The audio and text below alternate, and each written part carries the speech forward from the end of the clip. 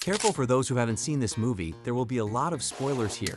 Hello dear subscriber, today in this video I will show you some sins inside of the movie Bad Boys Ride or Die. Honestly, it should be pretty interesting and informative. Hope you'll like this format. Take your seat and enjoy it. In this scene when Marcus starts to take a bite of the hot dog, you can see that he did not take a bite and hear in his voice that he speaks with an empty mouth.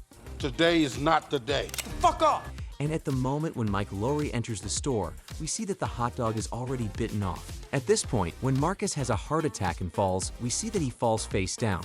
A few seconds later, when they show him lying down, we see him lying with his back on the ground and his face intact and unharmed. Here we see Marcus climbing with his knees on the car and chasing the criminal, but a few seconds later from another camera, we see that he is almost standing on the car, or rather on one knee. There is one inconsistency in this airplane scene as well, as we see Mike is about 5 to 6 meters away from the grate with Armando, and after a few crawls on the ground, he is already at the grate. Also, it should be taken into account that the plane is falling, that is even more complicated. Here Armando told them to throw the phones away so no one could trace them, but the thing is, a few minutes earlier they were floating in a river after crashing out of an airplane, so the phones are probably dead. Here we see that during the conversations in the company, Armando throws a log into the fire, and just a few seconds later we see that the log is already burning to the end. In this scene, while they found some mini village, we see that Marcus's sneakers are yellow and more or less clean, but if we rewind a little bit back, where they were sitting near the fire, we see that they seem to be black or yellow but very dirty, but it's hardly a play of light.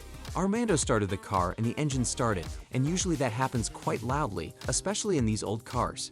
But the thing is, the two actors who were with the guns didn't even blink an eye when the engine started. Here we see Mike and Marcus standing together, and already when the car entered the frame, they are already standing 2 meters away from one another and jump into the car from different sides. Here during the shootout, a cop shows up out of nowhere, but even stranger is the fact that no one is shooting at him. While they were looking for one person, Marcus asked to have the surveillance video from his house turned on, but after Mike said we're done watching, the two of them turn around and the surveillance video is completely gone, even though his hands weren't even on the keyboard and there was no way he could have done it. Here a drone bomb is dropped on the sniper, but he notices and hears it and raises his head to look at it only half a second before it falls.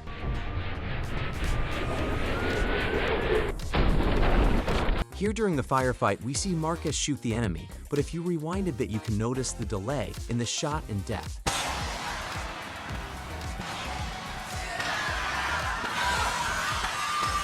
In this scene where Marcus falls in the water, he notices an alligator swimming towards him. Mike tells him that he has a gun at his foot, but here's the question.